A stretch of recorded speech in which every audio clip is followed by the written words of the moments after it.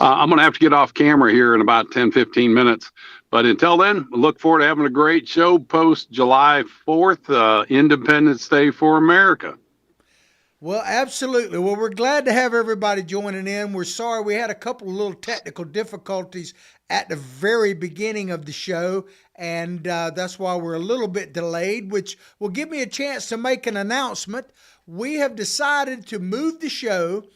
We've been doing it for over a year now at 9 o'clock in the morning. We're now going to be moving the show starting this Friday to 12 noon. So make a note of that. We're going to start airing the show live at 12 noon. Of course, you can watch it anytime after that on demand and the various sites we broadcast from. Well, first of all, Ted, let's just start out with tonight is a big deal for the USA. USA is the American team, United States of America team, plays Belgium in the World Cup tonight. I think it's at 7 or 8, something like that. Tune in, check it out. But it is a chance for us to advance possibly further than we've ever done. We're getting closer and closer to playing for it all. There's a little bit of controversy going into it. What would be USA without a little controversy? One of our star players got a red card a couple games back and was supposed to be suspended for this game. It was appealed. They lifted the red card, but now Belgium has won the right to appeal. So we don't know if our star player is going to be in the game tonight yet or not. We'll just have to wait and see. Any thoughts? Yeah, on it's the going to be World interesting Cup? to see how that does. And yeah, can you hear me okay? Yes, absolutely. Go ahead. Yeah, it's going to be interesting to see how this comes out. You know, I know Trump intervened in there and say like, "Come on, man, what's happening here?" So hopefully, even if he doesn't show up, you know, the Americans should pull together and win because they're on home turf and the home team advantage. Yeah, well, they played Belgium a while back, and Belgium beat the U.S. team 5-2.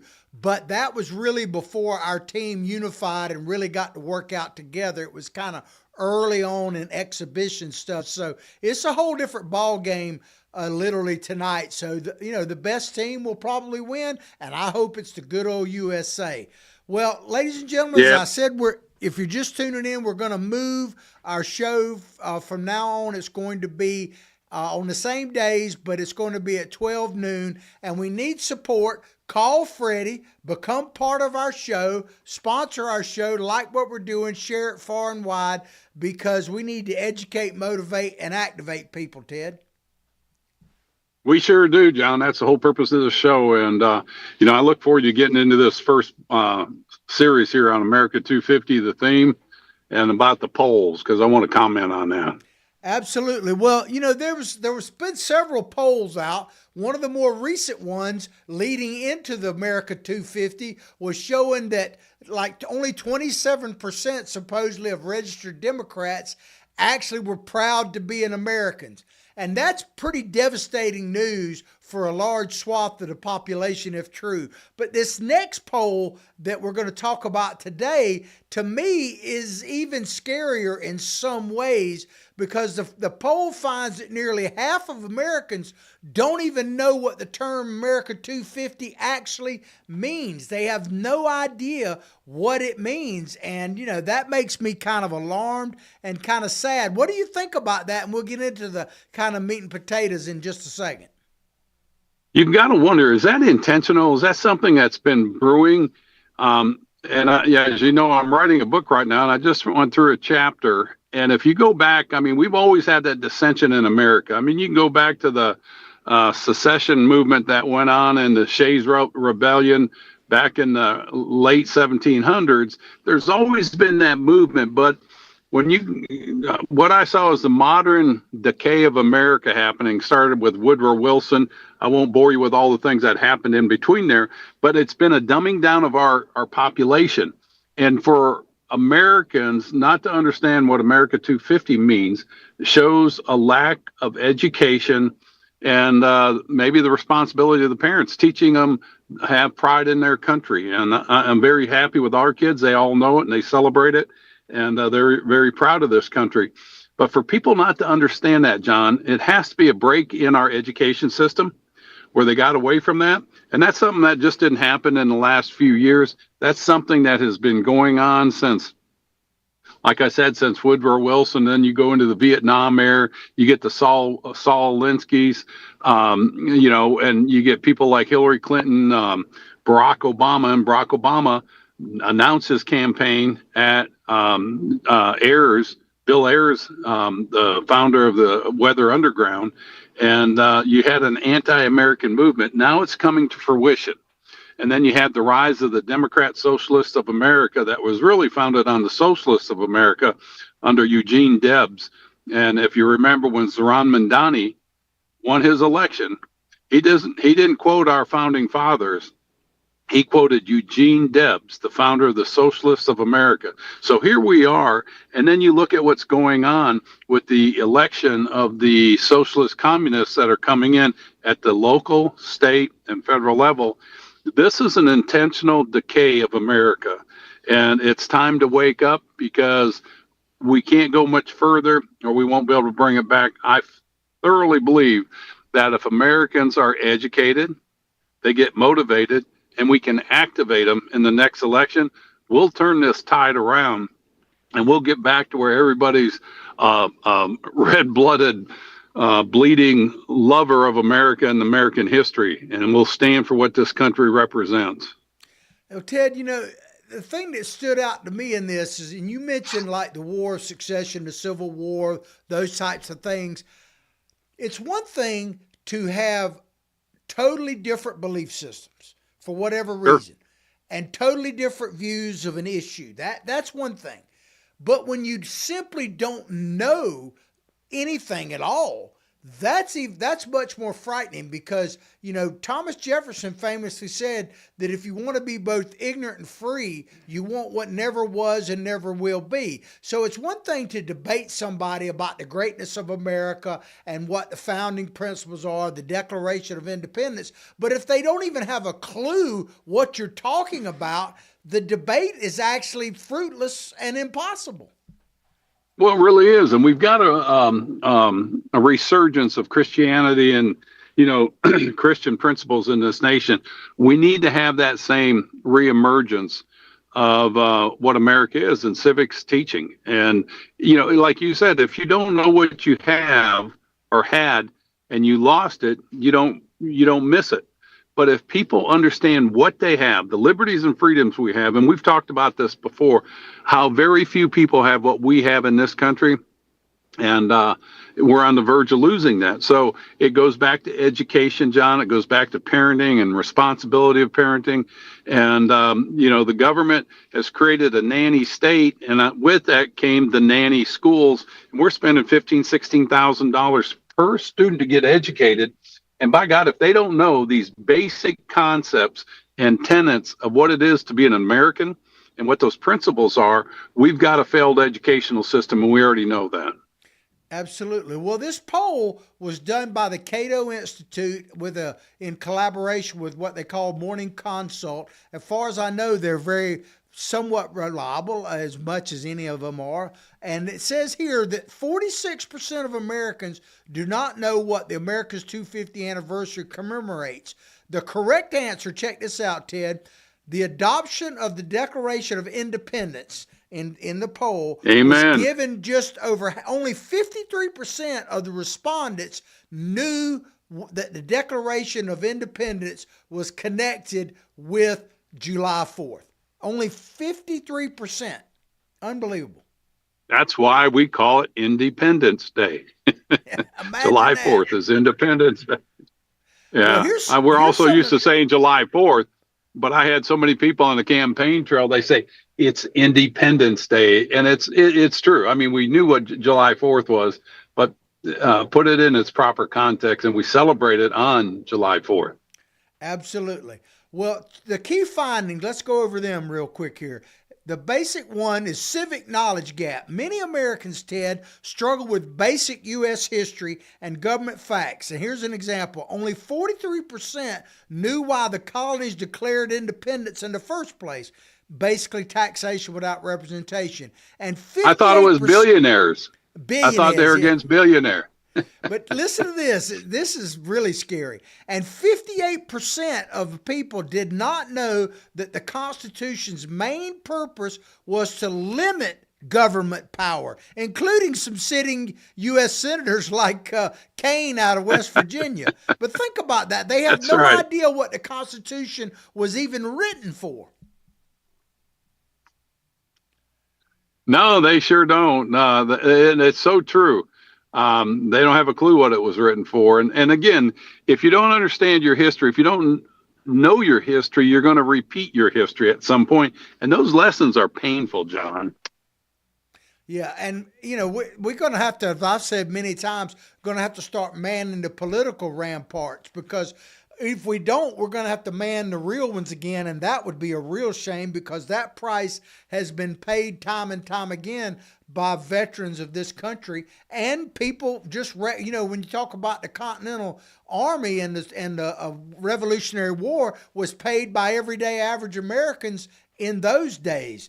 But this generational divide is the next kind of takeaway here. It says among Gen Z, that share who didn't know the correct answer was higher. So the younger you were, the more likely you were to get this wrong, which goes back to the education issue you talked about, Ted. About 61% and only 39% identified the Declaration of Independence.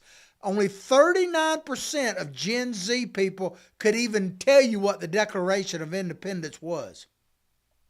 And again, that just points to the rapid breakdown of education on the basic beliefs of what America was. And, we get taxed by the government to educate our children. And this is one of the basic things they should teach. And it should start kindergarten on up, or it should start in the household. And I'm going to ask our producer to take me off camera and put up a picture, because I'm driving and my phone is liable to fall. But going back to that, it shows this younger generation, and these are the ones that are supporting the Democrat, socialist, communists, and they do that because they know not what they're going to get. Yeah. It'll be ugly if they keep going this way, and they need to have an awakening. We had the spiritual awakening. We need to have an educational awakening. And I agree wholeheartedly with the point you made earlier. This is clearly intentional, some of this stuff. It is planned. Oh, there's no doubt.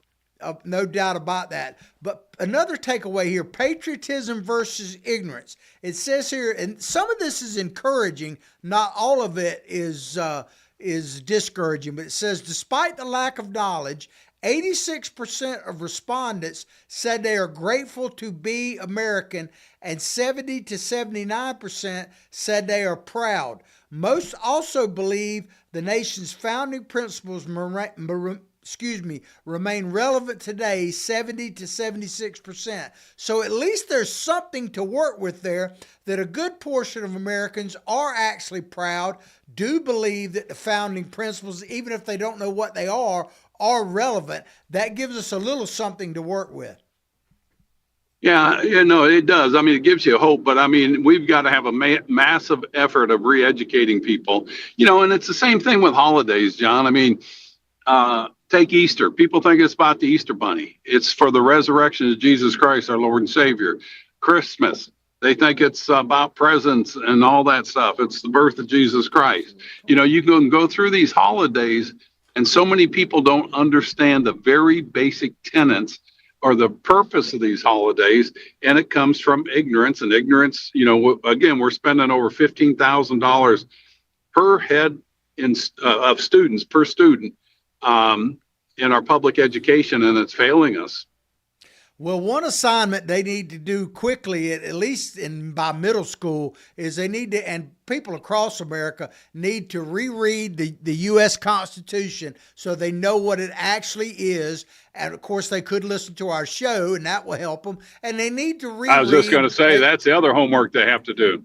Absolutely. And look at our show from Friday, because we went through the Declaration of Independence. If you're out there and you have kids or grandkids, give them a homework assignment to watch our show, especially the show we did last Friday. But concerns about the future, Ted, check this out. 57% believe the U.S. has moved away from its founding principles. I'm impressed that the number is that high. And 56% fear the country could lose its freedom within the next 50 years. Kind of what we talked about on Friday's show. You and I have been blessed to see the bicentennial, the 250, and we know we probably won't see the tricentennial, but our greatest fear, Ted, you and I, is will we even have a tricentennial? No, if we continue on the status quo, the direction we're going, this country will forever change within less than 5 years, John. I mean, you've got a $39.7 trillion debt with over $1 trillion a year just in interest. We're depleting our military. There's conflicts developing all over the world. China is sitting back in the alley, waiting for the right time to strike. I mean, we can go on and on and on, and it's time to circle the wagons in America and rebuild it. And that's not to say isolationist, although a good portion of that is. We can be good neighbors and friends with people, but we need to take care of our homestead first. Absolutely. Well, to me, putting America first is not isolationist at all. And I know why No, not people at say all. that, but if you go back and actually listen in Trump's first term and when he was campaigning, when he talked about America first, he actually said that he did not expect other countries not to put themselves first, that wasn't anti-American.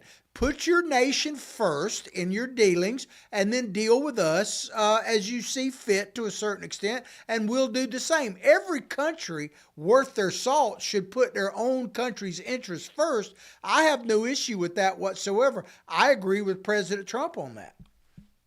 Well, it is. I mean, it's just basic. I put my house, my family above my neighbors, but I'll be there to help my neighbors. But it goes back to, again, the teachings of the Bible.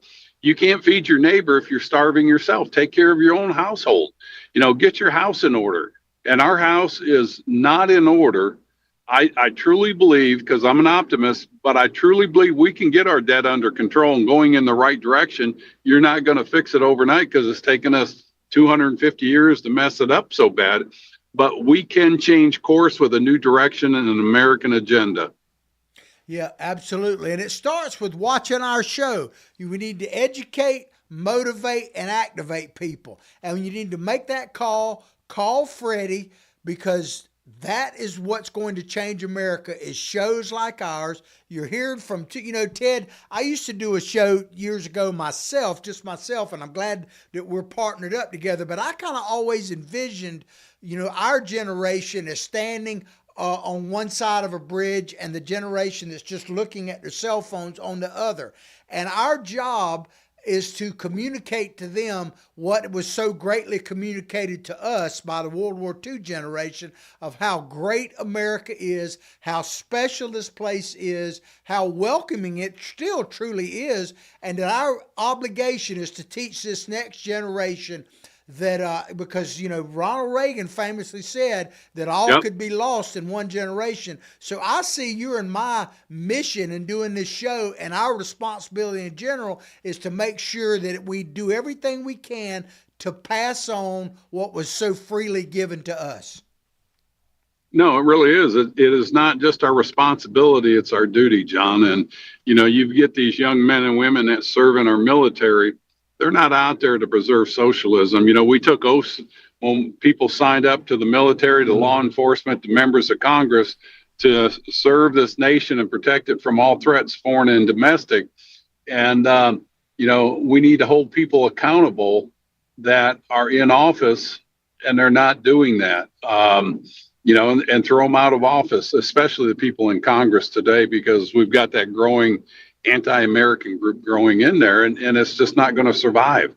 There will be a conflict as that grows.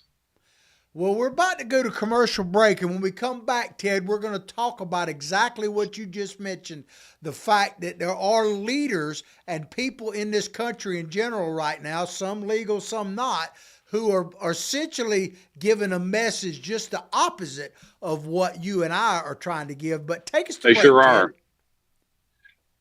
We just want to tell everybody we appreciate you for watching and passing the word around. It's growing, and we want to thank our sponsor, Archer Automotive, open Monday through Friday from 7:30 to 5:30 p.m. And they can take care of all your automotive needs. Your full service diesel and gas repair facility located in the beautiful town of Archer. Call for an appointment, 352-495-2485, and tell them you heard it on the Political Pirate podcast with the old salty dog and me, myself, Ted. We'll be right back. Hi there, this is Coach Steve Spurrier, and I want to let you know that by popular demand, Spurrier's Gridiron Grill's delicious brunch is now served in a premium buffet.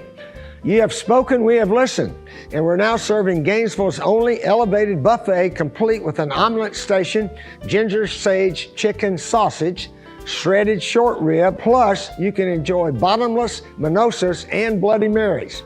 So join us every Saturday and Sunday from 11 to 3 for the best brunch in town.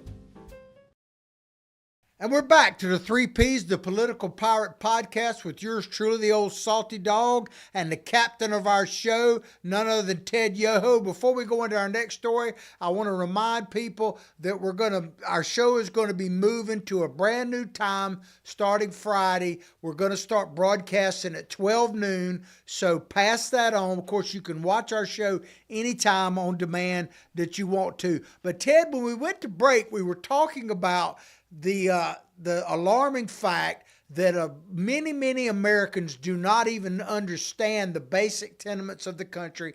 They don't understand what the whole 250 is about. They have no understanding of the meaning of Independence Day, let alone the Constitution. And you mentioned, we were going into break, about people in this country. One thing not to know, but it's another to espouse the opposite, which is the denigration of America and the destruction of America. And that's what we're going to talk about right now.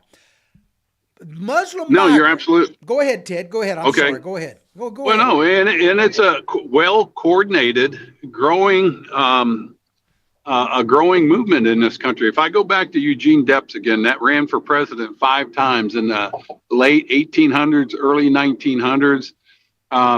He had been jailed. And he went from having roughly 90,000 votes to over 900,000 votes in that 5-year, 20-year period when he was running those 5 times for president. And so it just shows that growing movement. And so the seeds were planted over 100 years ago, but now they're starting to grow. They're like a noxious weed in a pasture, with the spreading rhizomes that are just going through the fields, and they don't go away. They just keep spreading and spreading, and then they take over the pasture. And that's what's happening with this movement, John. And we're seeing it. It's a dumbing down of the American people, the American younger generations.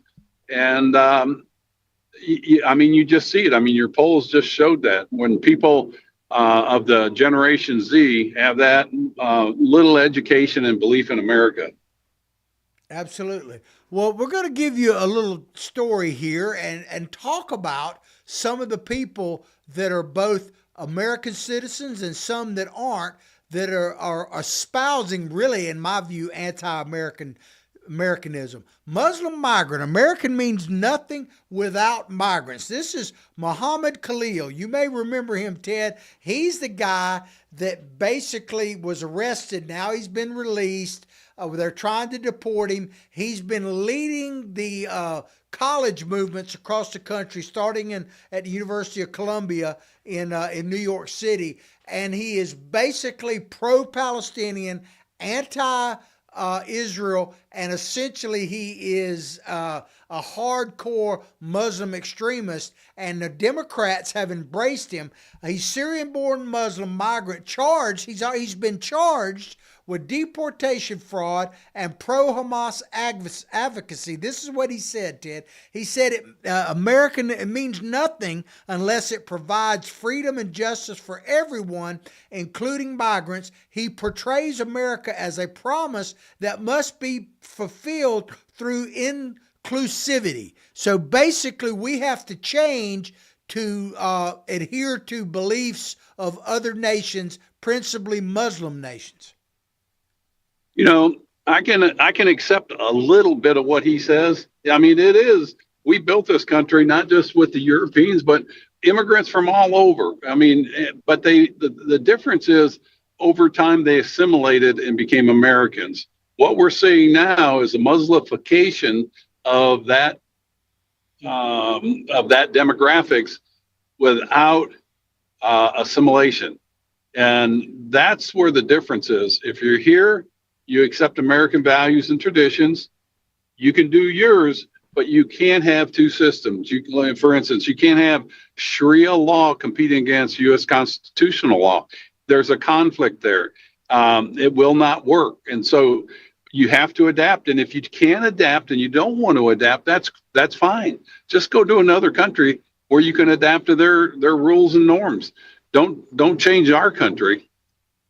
Yeah, absolutely. Well, to me, there's a difference between being inclusive and being taken over. I mean, I think the World Cup has shown that America welcomes visitors, welcomes people in, always has and still does. But they are opposed to invasion and what these people like Khalid want to do. And when you see back during the Biden administration, literally hundreds of thousands of people marching on our southern border, chanting and waving flags from other nations. That's not inclusive. That is invasion. And I, for one, am opposed to that. Inclusive, yes. Invasion, no. Exactly. I mean, you look out at California and some of the other states where the Mexican migrants or South American migrants were waving their flags, taking our flag down, burning it, or turning it upside down, which is a sign of surrender. That's not playing nice in a country that's allowed you to come in. And you look at the squad, and I know you're going to talk about the person that's the head of the Liberal Progressive caucus in Congress, and she's moving on to another position. That the Liberal Progressives. We hear it all the time. Hank Williams out of Georgia, congressman, the infamous Hank Georgia out of Georgia that said Guam was going to tip over if you put too many people on it. Everybody, I mean, they're all loaded with racism. And my comeback to him is, how do you say America's racist or racist? Give me a demographic or give me a race that has come to this nation that has not had the opportunity to become millionaires or billionaires and live the American dream. So where is it racist? And they use that because they know it's a political wedge that'll divide people, us against them. Obama was great at doing this, and these new socialist Democrats coming in that's their whole mantra. Yeah, well, you talk about racist, so I want you mentioned that, and it made me think about the recent Supreme Court ruling on birthright citizenship. Just for the record, if you actually look at the ruling, what SCOTUS said was that needs to be dealt with by Congress because laws were passed and that Congress needs to deal with it. You could agree or disagree with that, but that was their ruling. But here's the thing about that, Ted, that stuck out to me. The birthright citizenship that was granted in the Constitution by the amendment in the Constitution is exactly not racist because the whole purpose of it was to give black slaves, former slaves and current slaves or children of them, the right to citizenship. So it was specifically granted by, at that time, predominantly white Americans to make sure that black Americans had full right to citizenship. It was the exact opposite of racism. It is. And then, the argument of being a racist nation when you had a white patriarchal slave-owning population that formed the government that put together a system that eventually freed people and thought slavery was abhorrent. They had a clause in the Constitution when they wrote it. It was in 1789, and it's called or referred to as the exclusion clause, that it says you cannot talk about the subject that we can. 1809, you saw a big movement for abolition, and they just knew had they pushed the slavery issue at the forming of the country never would have been founded. Had it not been founded, slavery would not have been eliminated in the time period it did. And the other thing, John, is people that think slavery is abhorrent. I agree. I think it is. But there's more slavery today than there ever has been in the world, and it's going on all around us. There's sex slaves, labor slavers, slavery, and you go to the other countries around the world. I mean, you go to Afghanistan, they have open slave markets. So, yeah, it's an important thing of humanity, and we've done a good job here of getting rid of it.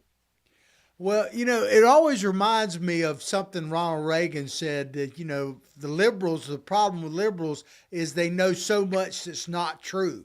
And, I always think about, like, here's something that no one talks about, Ted. You and I have mentioned. He had a great way of saying stuff.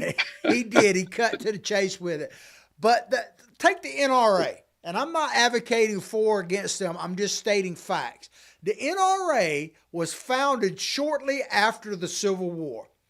And on the board of directors of the NRA was a former slave. The NRA was founded this is just factually true, in part to assure that former slaves, recently freed slaves, had full citizenship and the right to keep and bear arms, was a founding principle of the NRA. But a lot of people have no clue about that because they believe the lie. You tell it long enough and people believe it. They really do. And the left is great at that, and people are falling for it. And, it goes back to ignorance. And it's just like those polls you read earlier. People aren't stupid. Some of them are, but most of them are just ignorant. They just don't have the facts. And once they get the facts, they'll come around. It's the old, I know how you feel. I felt the same way, but I found out this. And, when people get the information, they're like, oh, I didn't know that. So then they become supporters. Yeah, well, see, that goes back to something I said earlier, Ted. I don't have a problem with debating someone who totally disagrees with me or any stand, totally disagrees with America, as long as they're doing it from a position of intelligence, not ignorance, okay? Because to me, how can you debate something if you don't even know what you're debating? Because the scary thing to me is to have a debate about the country with people who are literally either intentionally ignorant or just devastatingly ignorant on their own. That's why we need to educate and motivate people. Diversity, inclusivity, as long as it's part of the melting pot that we take the best from every culture and incorporate it into America, I'm down with that. That is how we were founded and how we've progressed. Yeah, that's the way it's supposed to work. And, this diversity, equity, and inclusion, what that really is, that's racist talk. That means anybody but a white person. Yeah, it has come to mean that. Well, let's talk a little bit about some of the so-called leaders of the Democratic Party. And I shouldn't say so-called, they are leading the way. Mandami. This is what he said. Zoran Mandami, the current mayor of New York, claimed that migrants are central to America's historical greatness and emphasize America's fluid, ever-changing identity. So it's the fact that America is changing the identity based on who's coming in that is the founding principle, so to speak, or the rock bottom. I look at it just the opposite. I believe that the bringing in of people from diverse backgrounds, putting them in the melting pot and turning them out to be patriotic Americans is what makes our country great, not destroying our patriotism by all this different so-called inclusivity. It's the only way this country will survive is, yes, we've had immigrants from day one and migrants, but they have to, like you said, in the melting pot, they have to become American at heart. And, there's so many people that feel this way about this country, and then you're getting this new breed of politicians that are saying, oh, no, you just come to America, make it whatever you want. And that's where the divide gets strong enough to where you have civil unrest, and then the next thing will be a civil war. Well, And these people are Mandami, fomenting that. absolutely. Well, there's a difference between, Ted, I think about this while you were talking, the difference between the melting pot and that frog in a pot simmering pot. That's what we've actually been in. We're in that pot where the heat's slowly turned up and we just cook. Instead of a melting pot that just blends us in immediately like a pot of stew, we're that frog simmering in a melting pot and we don't ever jump out. That's what's been happening. Right. And when the people get mad enough and fed up enough, that's when you'll see that's when you'll see them stand up and say enough's enough. Well, here's something that Mandami said that really stuck out to me. We're talking about the mayor of New York City. He said, the truth, my friends, is that America is exceptional because here nothing is fixed in place. And I'm like, really? So basically, the Constitution is supposed to be a fluid document. The Declaration of Independence, everything is fluid. It's all changing. I would look at it just the opposite. The Declaration of Independence, the Constitution, our founding documents, our founding fathers are the foundation of America. You can change the top part of it, but if the foundation cracks, the whole house falls down. Yeah, no, that is so true.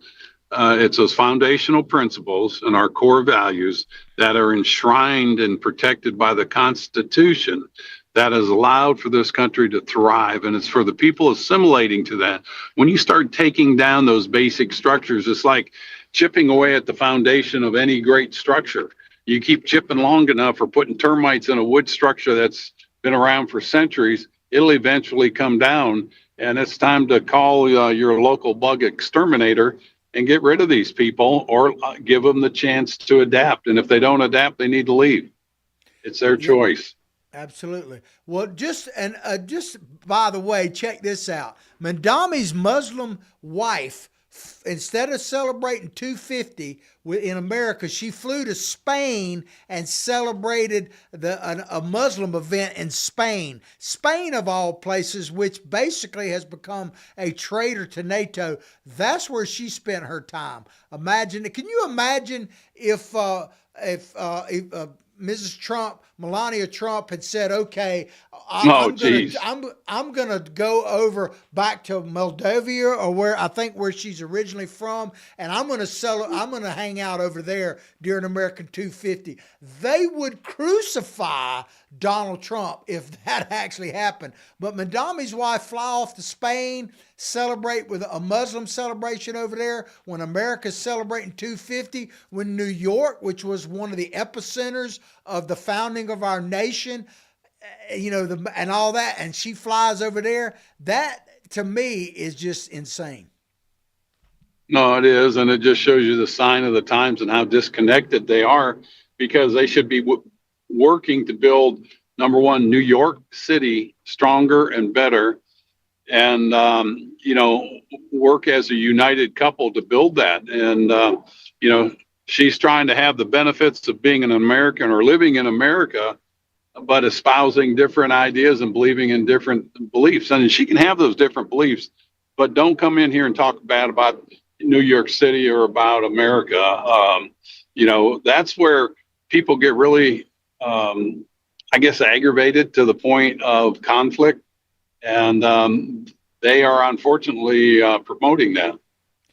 Yeah, well, here's Representative Pramila Jayapal. Now, she is will likely chair if the Democrats take back the House. They're projecting her to chair the House Immigration Committee.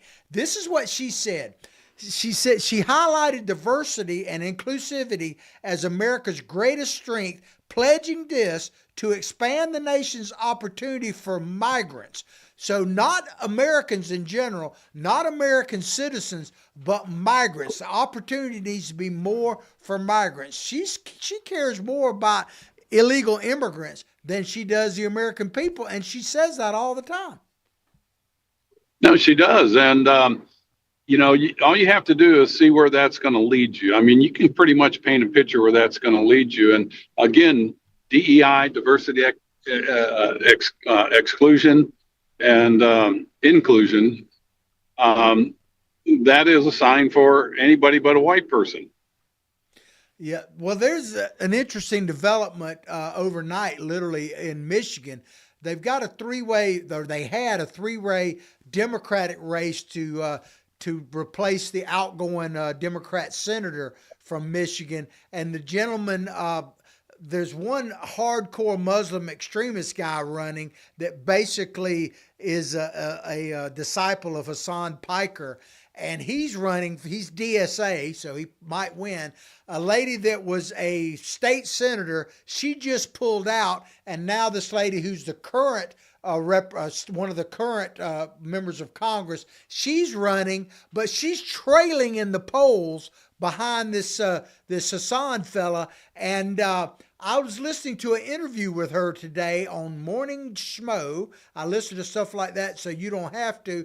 And basically, she couldn't criticize this guy at all. She basically tried to just hit Trump. She's terrified to attack or defend the American way, and she's all for appeasement of the Democratic Socialists of America, the big tent thing, but she's trailing in the polls. So it's very likely that this guy, this another DSA candidate, is going to actually be running for U.S. Senate come November. Yeah, no, he'll probably win too, because the epicenter for the Muslimification of America, you've got some hot spots. Michigan and Dearborn, Michigan is number one. Minneapolis, number two. Then you've got pockets in Tennessee and Arizona, and so it's a growing movement, John. And it's not Muslims to team up with the DSA and all these other people for the benefit of the Liberal Progressive Party. They're doing it for their own benefit, and they want to take down the great Satan, and they want to instill Sharia law everywhere. And in fact, they're already doing it in those cities where they have encampments and they have no-go zones in the United States where the police won't go because it's controlled by Sharia law. And that's something that has to stop. And somebody needs to put a foot down and just say no more. And unfortunately, if that's going to happen, or if that does happen, and it needs to, there'll be civil strife and there'll be conflict there. And I'm not advocating that for at all. I just hope people get enough education to realize what a precious gift we have in here, coming off the 250th anniversary or birthday of our Independence Day, and say, you know what, let's fix this because it benefits everybody if we pull together as one. I think that's our motto, e pluribus unum, out of many come one. Absolutely. Well, President Trump somewhat addressed that over the weekend. He said, he stressed that America's identity is rooted in its existing national culture, one that migrants must assimilate to. And the left is portraying that as racist, which is the exact opposite. It's saying we welcome people, but you need to be part of the melting pot and assimilate into our culture. Bring the best with you. We want the best and the brightest. Bring whatever ideas you come. And it's like, did we not assimilate, Elon Musk and all that? I mean, it's unbelievable that they want to make it a racist issue. And like we said earlier in the show, the whole thing with the birthright citizenship was targeted specifically at the time to Black Americans, former slaves, the opposite of racism. But what Donald Trump said is very true, that we want migrants to assimilate into our culture. That's what's important.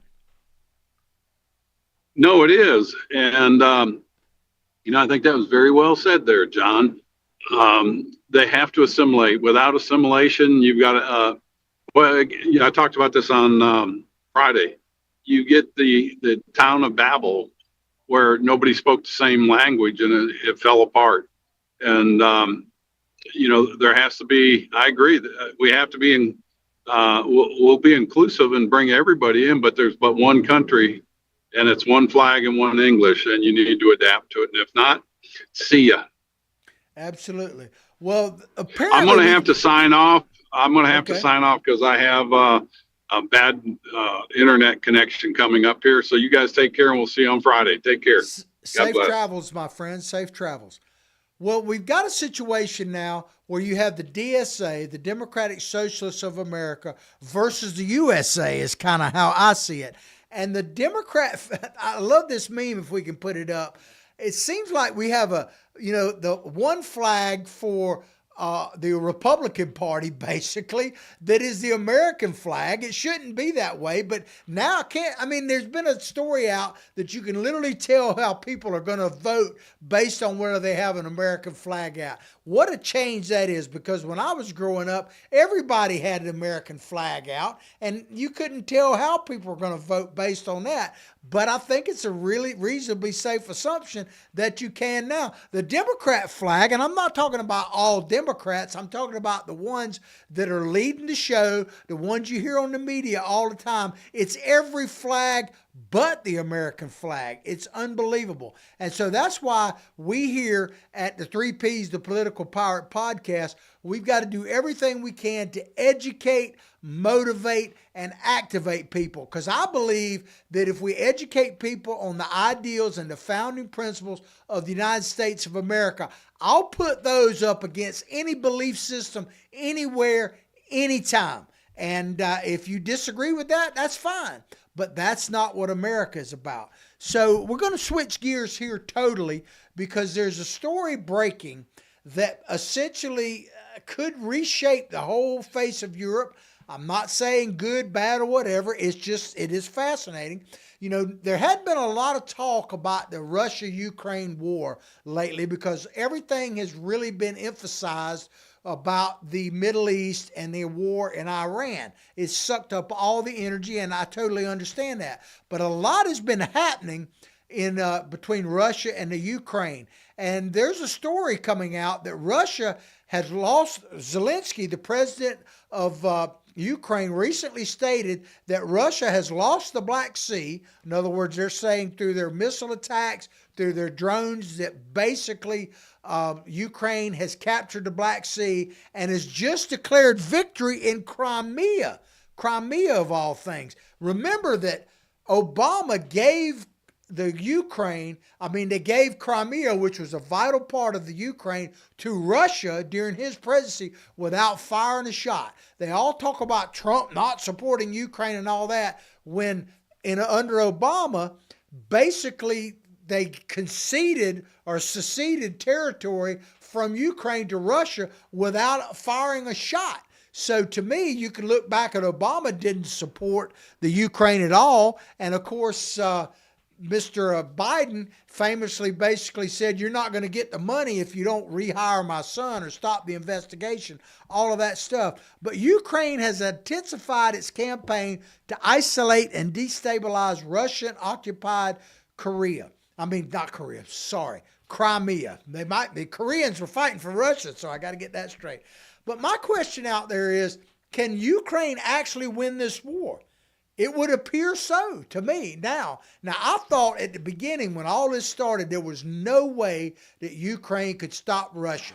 No way in the world. But I was, like the Fonz, wrong. I don't like to say it. I'm kind of glad that it is.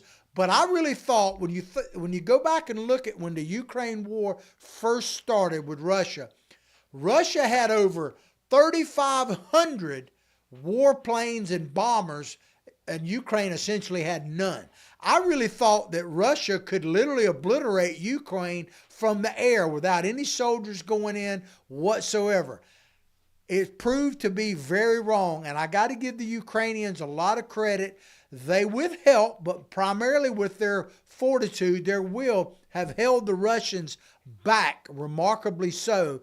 And I don't want to downplay Russia too much because they still have nuclear weapons and everything. Hopefully it won't come to something like that.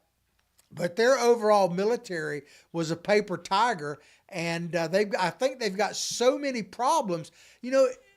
It's kind of like, and I wish my captain Ted Yoho would on here because I'd love to have his opinion on this. If you're just tuning in, he had to take off. He was on the first part of the show. And oh, by the way, we are moving our show to noon starting Friday. So pass the word. We're going to start broadcasting noon. We'll still do Mondays and Fridays, but we're starting at noon starting this Friday. But I really thought, as I say, I thought that Ukraine would have fallen by Russia, but it reminds me of the way that Russia was leading up to World War II. They were in total disarray, and it took them several years to fire up. They're in a lot like that same situation now, in total disarray. But so I asked, can Ukraine win this war? Reports suggest that Russian authorities are evacuating sensitive documents and assets from Crimea right now, so they're getting the heck out of there. Crimea was, as I said, was annexed into Russia by Obama in 2014. But Zelensky declared that Russia has lost the Black Sea, arguing that Ukraine has seized the initiative and is pushing the war back toward Russia. If true, I ask again, can they win this? It certainly appears so. Something big is happening over the starting Tuesday, actually. President Trump is heading to NATO summit in Turkey. And that's going to be very interesting to see what happens there, not only with NATO, but President Trump has announced that he is meeting separately on the side of NATO, so to speak, with Zelensky, and he's having a separate meeting with Syria for different reasons and all that. That is going to be very interesting to see what comes out of that. So keep tabs on that. We'll certainly cover any developments that are coming out of that. Well, that's going to do it for our show today. We hope you like what we're doing. Share what we're doing far and wide. Make it a homework assignment for your kids and grandkids. Help us to activate, to educate, activate, and motivate people. Make sure you call Freddie. See that tagline up there, because we need your help to keep this message going forward. As again, one more time, we will be going to 12 noon starting Friday, and we'll still do the show on Mondays and Fridays. Spread the word, but we're going to do it at 12 noon. If you have thoughts on that, chime in on Facebook and let me know where you stand. We'll be back on Friday with the captain of our pirate ship, none other than Ted Yoho. Have a blessed day and the rest of your week. Take care.